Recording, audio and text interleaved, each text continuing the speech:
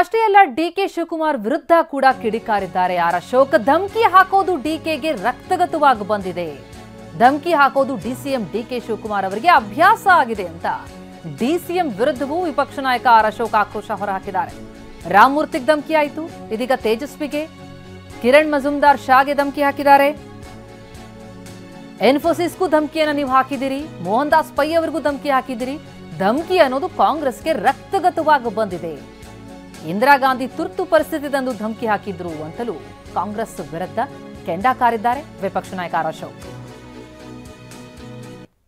ಅದೇ ನೋಡಿ, ಧಮಕಿ ಹಾಕೋದು ಅವರ ರಕ್ತಗತವಾಗಿ ಬಂದಿರುವಂಥದ್ದು, ಅವ್ರದ್ದು ಅಭ್ಯಾಸ ಅದು. ನೀವು ಕನಕಪುರದ ಬಂಡೆ ಬೇಡ, ಇದು ಬೆಂಗಳೂರು ಬಂಡೆ, ಇದು ಕೊರಿಬೇಡಿ ಅಂತ ಹೇಳ್ತಾ ಇದ್ದೀರಿ ಅಷ್ಟೇ. ನಾವು ಬೆಂಗಳೂರು ಬಂಡೆ, ಇದು ಕೊರಿಬೇಡಿ. ನೀವು ರಾಮಮೂರ್ತಿದಾಯ್ತು ಧಮಕಿ, ಈಗ ತೇಜಸ್ವಿ ಸೂರ್ಯಗೆ ಧಮಕಿ ಹಾಕಿದ್ದೀರಾ, ಆಮೇಲೆ ಕಿರಣ್ ಮಜುಮ್ದಾರ್ಗೆ ಧಮಕಿ ಹಾಕಿದ್ದೀರಾ, ಇನ್ಫೋಸಿಸ್ ಅವರಿಗೆ ಧಮಕಿ ಹಾಕಿದ್ದೀರಾ, ಮೋಹನ್ ದಾಸ್ ಪೈಗೆ ಧಮಕಿ ಹಾಕಿದ್ದೀರಾ. ಈ ಧಮಕಿ ಅನ್ನೋದು ಕಾಂಗ್ರೆಸ್ಸಿನ ರಕ್ತಗತವಾಗಿ ಬಂದಿರೋವಂಥದ್ದು. ಯಾಕಂದ್ರೆ ಕಾಂಗ್ರೆಸ್ ಪಾರ್ಟಿನ ಪ್ರಾರಂಭ ಮಾಡಿದ್ದೇ ಈ ಬ್ರಿಟಿಷರು. ಅವ್ರ ಧಮಕಿ ಹಾಕಿನೇ ನಮ್ಮ ದೇಶವನ್ನ ಗುಲಾಮ್ಗಿರಿಗೆ ತಳ್ಳಿಂತು ಅಂತ ಇವರು. ಅದರಿಂದ ಧಮಕಿ ಹಾಕೋದು ಅವರ ಹಕ್ಕು ಅಂತ ತಿಳ್ಕೊಂಬಿಟ್ಟಿದ್ದಾರೆ. ಈಗ ಇಂದಿರಾ ಗಾಂಧಿ ಎಮರ್ಜೆನ್ಸಿ ತಂದು ದೇಶದ ಮೇಲೆ ಧಮಕಿ ಹಾಕಿದ್ರು.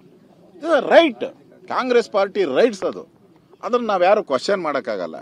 ಇಲ್ಲಿ ನೀವು ಬೆಂಗಳೂರು ಮೇಲೆ ಧಮಕಿ ಹಾಕಬೇಡಿ. ಇದು ಕೆಂಪೇಗೌಡರು, ಇಲ್ಲಿರೋರೆಲ್ಲ ಕೆಂಪೇಗೌಡರು ಪೂರ್ವಿಕರು ಇಲ್ಲಿರೋವಂಥದ್ದು. ಮತ್ತೆ ಕೆಂಪೇಗೌಡರ ಅಭಿಮಾನಿಗಳೇ ಬೆಂಗಳೂರಲ್ಲಿ ಇರೋದು. ಇಲ್ಲಿ ಯಾವುದು ಕಾಂಗ್ರೆಸ್ ಪಾರ್ಟಿಯ ಧಮಕಿ ಬೆಂಗಳೂರಲ್ಲಿ ನಡೆಯಲ್ಲ.